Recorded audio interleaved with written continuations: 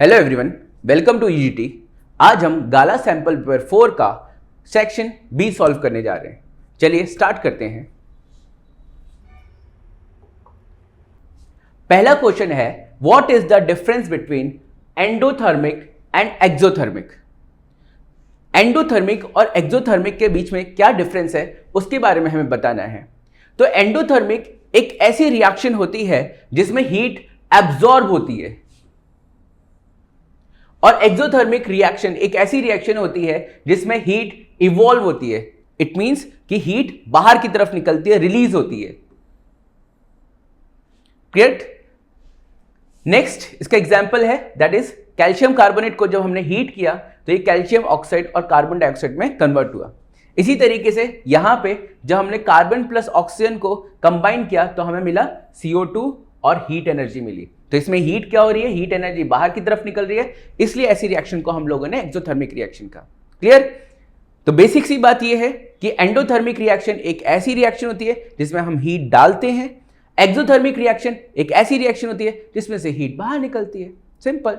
चलिए next question की तरफ चलते हैं। नेक्स्ट क्वेश्चन हमसे पूछा जा रहा है कि what is thermite process, right. ये एक्चुअली क्वेश्चन आया कहां से कि थर्माइट प्रोसेस क्या होता है। ये आया दरअसल थर्माइट रिएक्शन से।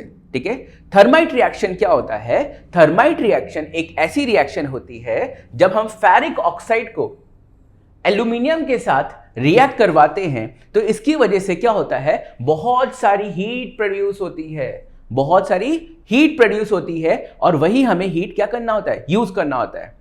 जनरली पर्टिकुलर ये जो रिएक्शन है या जो ये प्रोसेस है ये एक्चुअली कहां यूज होती है? तो वेल्डिंग ऑफ रेलवेज, जो रेलवे ट्रैक्स बीच में ब्रेक हो जाते हैं, उन ब्रेक रेलवे ट्रैक्स को क्या करने का काम करती है, ये जोड़ने का काम करती है। तो ये पूरी की पूरी हमारी थर्माइट प्रोसेस और थर्माइट इक्वेशन हो गई। चलिए आगे चलते हैं। नेक्स्ट क्वेश्चन हमसे पूछा गया है, व्हाट इज डिफरेंस बिटवीन आर्टियम एंड वेंट्रिकल। ठीक है, आर्टियम और वेंट्रिकल के बीच में डिफरेंस क्या है? तो सिंपल सा है, ये दोनों क्या है, ये हमारे हार्ट के पार्ट है, राइट। आर्टियम में क्या होता है, आर्टियम कैरी करता है ऑक्सीजनेटेड ब्लड। ये क्या करता है, ऑक्सीजनेटेड ब्लड को रिसीव करता है, ठीक है, फ्रॉम द लंग्स। क्लियर? जब लंग्स के पास आपका ब्लड जाता है, वहां से जो ब्लड ऑक्सीजनेटेड होके आता है तो आर्टियम इसको क्या करता है, रिसीव करता है। जबकि वेंट्रिकल क्या करता है, डीऑक्सीजनेटेड ब्लड को रिसीव करता है। ठीक है, जब बॉडी में से जब ब्लड हार्ट में आ रहा होता है तो उस टाइम पे जो ब्लड होता है वो डीऑक्सीजनेटेड ब्लड होता है, और वही डीऑक्सीजनेटेड ब्लड को कौन कैरी करता है, आपका रिसीव करता है, आपका वेंट्रिकल आपका रिसीव करता है। नेक्स्ट इसमें एक और इंपॉर्टेंट पॉइंट है कि इसके जो वॉल्स होते हैं वो थिकर होते हैं। थिकर का मतलब मोटे वॉल्स होते हैं। अब जैसे कि सपोज करिए कि अब क्या होता है कि ये क्या करता है, हार्ट से जो ब्लड होता है वो पूरी बॉडी में सेंड करता है। अब जब हमें हार्ट से पूरी बॉडी में ब्लड सेंड करना है तो हार्ट क्या करेगा, पंप करेगा मतलब प्रेशर डालेगा। अब प्रेशर डालेगा तो अगर थिन वॉल हुई, अगर थिन पाइप हुई तो वो क्या करती है, बर्स्ट होने के चांसेस होती है, राइट। इसलिए क्या होता है, जो आरटीएम होता है वो हमारा कैसा होता है, थिक होता है। जबकि वेंट्रिकल में क्या होता है, डीऑक्सीजनेटेड ब्लड आना होता है, और डीऑक्सीजनेटेड ब्लड हार्ट में आना होता है। तो ये क्या होता है, बहुत इजी तरीके से आ सकता है, इसके अंदर इतना कोई प्रेशर होता नहीं है, इसलिए इसकी जो वॉल्स होती हैं वो कैसी होती हैं, आपकी थिनर होती हैं। क्लियर? राइट। नेक्स्ट चलते हैं। नेक्स्ट क्वेश्चन में हमसे पूछा गया है कि जो असेक्सुअल मोड ऑफ रिप्रोडक्शन के कितने टाइप्स होते हैं, ठीक है, कितने मेथड्स होते हैं असेक्सुअल मोड ऑफ रिप्रोडक्शन के लिए। तो हमारे पास सबसे पहले होता है बाइनरी फिजन, राइट, देन उसके बाद budding, fragmentation, spore formation, vegetative propagation, and last one is regeneration, right. इतने हमारे पास मोड्स ऑफ रिप्रोडक्शन होते हैं असेक्सुअल के। नेक्स्ट क्वेश्चन की तरफ चलते हैं। नेक्स्ट क्वेश्चन क्या बोला जा रहा है, नेक्स्ट क्वेश्चन हमसे ये बोला जा रहा है कि पहले तो आप क्या करिए, इस फिगर को ऑब्जर्व करिए, इस फिगर को आइडेंटिफाई करिए। तो हमारे पास दो फिगर है, एक फिगर ये है, एक फिगर ये है, राइट। तो सबसे पहले ये जो है ये क्या है हमारा, ये है हाइड्रा। ये कौन सा लिविंग ऑर्गेनिज्म है, ये हाइड्रा है। क्लियर? अब हमें पता है कि जो हाइड्रा है वो क्या करता है, असेक्सुअल मोड ऑफ रिप्रोडक्शन करता है। Clear? Asexual mode of reproduction में भी कौन सा टाइप करता है, ये आपका करता है बडिंग, राइट। इसमें क्या होता है, ये बर्ड से क्या होता है, नए लिविंग ऑर्गेनिज्म को फॉर्म करता है या रिप्रोड्यूस करता है, इसलिए हमारा ये क्या होता है, आपका बडिंग होता है। नेक्स्ट सेकेंड हमसे पूछा जा रहा है सेकेंड लिविंग ऑर्गेनिज्म कौन सा है, तो सेकेंड लिविंग ऑर्गेनिज्म है हमारा राइजोप्स, राइट।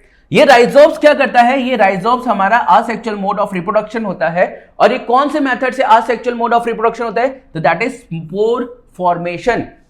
स्पोर फॉर्मेशन की वजह से क्या होता है आपका, होता है। यहां पे हम देख सकते हैं कि छोटे छोटे स्पोर्स भी हैं, करेक्ट। चलिए नेक्स्ट क्वेश्चन की तरफ चलते हैं। नेक्स्ट क्वेश्चन हमसे पूछा जा रहा है कि हमें एक रीजन बताइए क्यों, क्योंकि जो रेनबो होता है वो कब दिखता है, जब हमारे पास रेन हो जाती है, होने के बाद ही हमें दिखाई देता है। तो ऐसा क्यों होता है, देखिए अब क्या होता है कि रेनबो क्या होता है, एक छोटा सा प्रिज्म होता है, क्लियर। तो जब क्या होता है कि रेन खत्म हो जाती है, रेन खत्म होने के बाद हमारे एटमॉस्फेयर में वाटर मॉलिक्यूल्स प्रेजेंट होते हैं, क्लियर। अब उसके एकदम बाद ही जब सन निकलता है, तो सन निकलने की वजह से क्या होता है कि वो छोटे छोटे वाटर मॉलिक्यूल्स होते हैं, वो किस तरीके से एक्ट करते हैं, वो आपका एक प्रिज्म की तरह एक्ट करते हैं। वही मैंने यहां पे लिखा कि light enters this drop and splits, ठीक है, एक्ट एज अ प्रिज्म। ये किस तरीके से काम करते हैं, प्रिज्म की तरह काम करते हैं। जब लाइट प्रिज्म की तरह काम करते हैं, तो जैसी व्हाइट लाइट, सन की जो व्हाइट लाइट होती है वो इन पर्टिकुलर वाटर ड्रॉप्स के अंदर ट्रैवल करती है, तो इसकी वजह से क्या होता है कि जो व्हाइट लाइट होती है वो 7 डिफरेंट कलर्स में स्प्लिट हो जाती है, ठीक है, ये कंपोनेंट्स में डिस्पर्स हो जाती है या स्प्लिट हो जाती है, जिसकी वजह से क्या होता है कि हमारा रेनबो फॉर्म होता है। जैसे कि ये सन देख रहे हैं, ये हमारा वाटर ड्रॉपलेट है, लाइट इस तरीके से एंटर की, यहां पे डिस्पर्जन हुआ, यहां पे TIR हुआ, टोटल इंटरनल रिफ्लेक्शन हुआ, और यहां पे हम लोग क्या देख सकते हैं, यहां पे हम लोग रेनबो देख सकते हैं, क्लियर। नेक्स्ट क्वेश्चन की तरफ। नेक्स्ट क्वेश्चन में हमसे पूछा गया है कि हमारे को नाम दे दिए electric cells, resistors, ammeter and a wire joint, ठीक है। हमें क्या करना था, इनके सिंबल्स बनाने थे। तो बहुत इजी है ये, जैसे इलेक्ट्रिक सेल है तो इलेक्ट्रिक सेल का ऐसे हो गया, कैसे बना सकते हो, एक लाइन खींची, एक बड़ा खींचा, एक छोटा खींचा, और इस तरीके से खींचा, ये प्लस ये माइनस, जो बड़ा वाला होता है वो प्लस होता है और छोटा वाला नेगेटिव होता है। इसी के साथ अगर आप 4-5 कर देते तो ये किसका साइन हो जाता, ये आपका बैटरी का साइन हो जाता, क्लियर।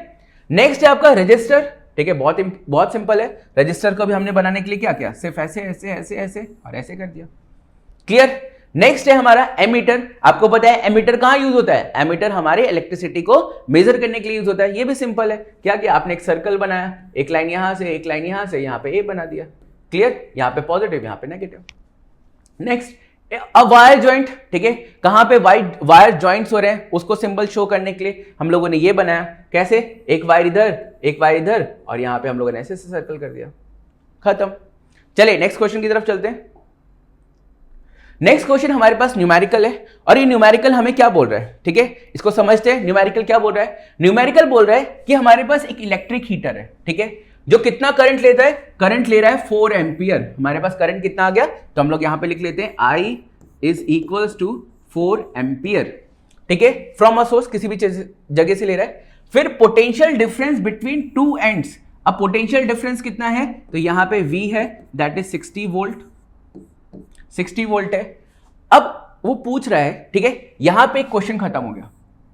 दूसरा क्वेश्चन स्टार्ट होता है कि हाउ मच करंट, कितना current will the heater draw, कितना करंट हीटर ड्रॉ करेगा, मतलब कितना करंट हीटर लेगा if potential difference is increase to 120 volt. हमें पता करना है कि अगर हम लोगों ने पोटेंशियल डिफरेंस 120 कर दिया तो कितना करंट होगा। तो इसको कैसे करेंगे, बहुत सिंपल क्वेश्चन है, आइए स्टार्ट करते हैं। गिवन है ये अपने पास, ये दो चीजें अपने को गिवन है, ठीक है, इसका सॉल्यूशन करते हैं। सॉल्यूशन में अपने पास I और V है, राइट, तो हम लोग ओम्स लॉ का यूज करेंगे। तो आपको पता है V is equals to IR हमारा ओम्स लॉ होता है। यहां से हम रेजिस्टेंस निकालेंगे, पर्टिकुलर कहते हैं इस कंपोनेंट के अंदर कितना रेजिस्टेंस है, तो V हो गया अपना 60 और I हो गया 4 इंटू R, तो 60/4 इज इक्वल्स टू R। अब इसको सॉल्व करेंगे, ठीक है, तो ये कटेगा 4 1 20 15, राइट। तो हमारे पास रेजिस्टेंस आया 15 ओम, ठीक है, ये अपने पास आ गया। अब पहला क्वेश्चन का पार्ट हमने सॉल्व कर लिया। अब हमारे पास दूसरा क्वेश्चन का पार्ट है। दूसरा क्वेश्चन का पार्ट क्या है कि इसमें हमें V गिवन है, दैट इज 120 वोल्ट, जो हम लोगों को दिया गया है कि 120 वोल्ट है, ठीक है। और अब हम लोगों ने सर्किट का रेजिस्टेंस निकालना है, दैट इज 15 ओम, ठीक है।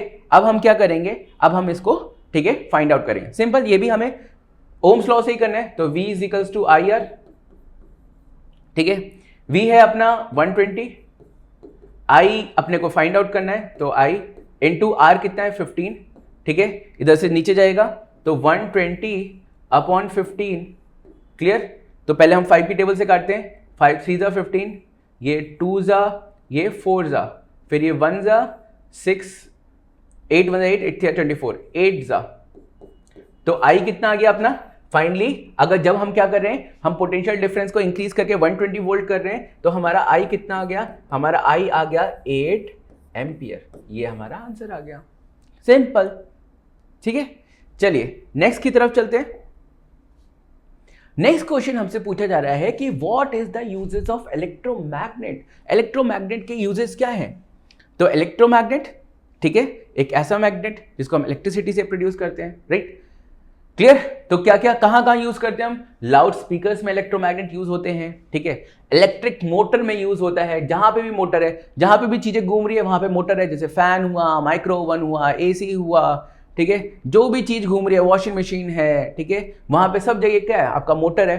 देन इलेक्ट्रिक बेल, यहां पे हम लोगों ने क्या किया, हम लोगों ने यहां पे इलेक्ट्रोमैग्नेट का यूज किया, राइट। नेक्स्ट क्वेश्चन हमसे पूछा गया है कि what is the role of decomposers in the ecosystem. हमारे डिकम्पोजर्स का क्या रोल है इकोसिस्टम के अंदर? तो देखो क्लास, इकोसिस्टम के अंदर डिकम्पोजर्स का बहुत इंपॉर्टेंट रोल है। कैसे, मैं आपको बताता हूं। जैसे कि आपको पता है कि हमारा 2 तरीके का वेस्ट होता है, एक बायोडिग्रेडेबल, एक non biodegradable, clear. Non biodegradable को तो अपन कुछ नहीं कर सकते, बट बायोडिग्रेडेबल को अपन क्या कर सकते हैं, अपन डिकम्पोज कर सकते हैं। और उसको डिकम्पोज करने के लिए कौन करता है हमारी हेल्प? डिकम्पोजर्स। अगर वो बायोडिग्रेडेबल वेस्ट अगर आपका डिकम्पोज नहीं होगा, तो हमारा जो इन्वायरमेंट है या जो हमारा इकोसिस्टम है, वहां पे हर जगह क्या होगा, गार्बेज होगी, हर जगह गंदगी होगी, तो उसकी वजह से क्या होंगे, डिजीजेस कॉज होंगे, और उसकी वजह से हमारे हेल्थ पे इंपैक्ट पड़ेगा, राइट। इसलिए ये सबसे पहले इंपॉर्टेंट क्या करते हैं, इन्वायरमेंट क्लीनर की तरह काम करते हैं, क्लियर, ठीक है। और हमारे क्या कहते हैं, जो इन्वायरमेंट है उसको क्लीन करते हैं, जो भी कहते हैं डेड होता है उसको डिके करने का भी काम करते हैं। इस तरीके से हमारे क्लीनिंग के काम करते हैं। नेक्स्ट क्वेश्चन है व्हाट इज फूड चेन, ठीक है। फूड चेन आपको पता ही है, कितना सिंपल सा है। फूड चेन क्या होता है, ठीक है, it is a transfer of energy from one living organism to another living organism. चलो ठीक है, नहीं समझ में आया, मैं बताता हूं। देखो, जैसे कि अपने पास एक फूड चेन है, जैसे कि ग्रास को किसने खाया, डियर ने खाया। डियर को किसने खाया, लायन ने खाया, क्लियर। ये हमारी एक बहुत छोटी सी फूड चेन है, राइट। अब क्या होता है कि जब डियर ग्रास को खाएगा तो ग्रास की एनर्जी किसके अंदर जा रही है, डियर के अंदर जा रही है, राइट। जब लायन डियर को खाएगा तो डियर की एनर्जी किसके अंदर जा रही है, लायन के अंदर जा रही है। और जब लायन की डेथ हो जाएगी तो ये डिकम्पोजर के थ्रू कहां चला जाएगा, दोबारा चला जाएगा। तो ये हमारा है क्या है, फूड चेन है, ठीक है। Transfer of energy from one living organism to another living organism. यहीं पे हमने बोला है कि अनदर ऑर्गेनिज्म, ठीक है, एक लिविंग ऑर्गेनिज्म क्या करता है, दूसरे ऑर्गेनिज्म को ईट करता है, जिसकी वजह से क्या होता है, energy from one organism to another organism at different trophic levels की वजह से होता है। चलिए नेक्स्ट क्वेश्चन। नेक्स्ट क्वेश्चन हमारे पास है हार्ट का डायग्राम, ठीक है। हार्ट का डायग्राम, ठीक है। हम सबको पता है कि जो हार्ट में डीऑक्सीजनेटेड ब्लड होता है वो कहां से एंटर करता है, यहां से एंटर करता है, क्लियर। ये क्या है, ये है हमारा आर्टियम, आर्ट्रियम, ठीक है। ये हमारा आर्ट्रियम, कैसा आर्ट्रियम, ये हमारा है राइट आर्ट्रियम, क्लियर। तो ये अगर राइट आर्ट्रियम है तो ये वाला कैसे होगा, ये हमारा होगा लेफ्ट आर्ट्रियम, क्लियर, ठीक है। ये हमारा क्या है, ये हमारा वेंट्रिकल है, ठीक है। तो इसको हम लिखते हैं राइट वेंट्रिकल, ठीक है। तो ये क्या हो जाएगा, ये हमारा लेफ्ट वेंट्रिकल हो जाएगा, ठीक है। इतनी बात क्लियर, ठीक है।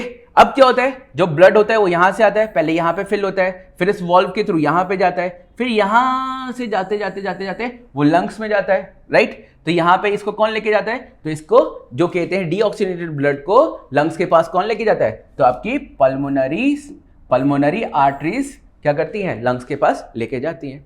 तो हमारे पास सबका आंसर मिल गया। ठीक है, यहां पे मेरे ख्याल से डी होना चाहिए था, तभी उसके बाद ई होगा, पर मैंने क्या कहते हैं अपनी तरफ से डी डाल दिया है। चलिए नेक्स्ट क्वेश्चन की तरफ बढ़ते हैं। नेक्स्ट क्वेश्चन हमसे पूछा जा रहा है कि स्ट्रेट करंट कैरिंग कंडक्टर, मतलब एक ऐसा कंडक्टर है जो स्ट्रेट है और उसके पास क्या है, करंट फ्लो हो रहा है।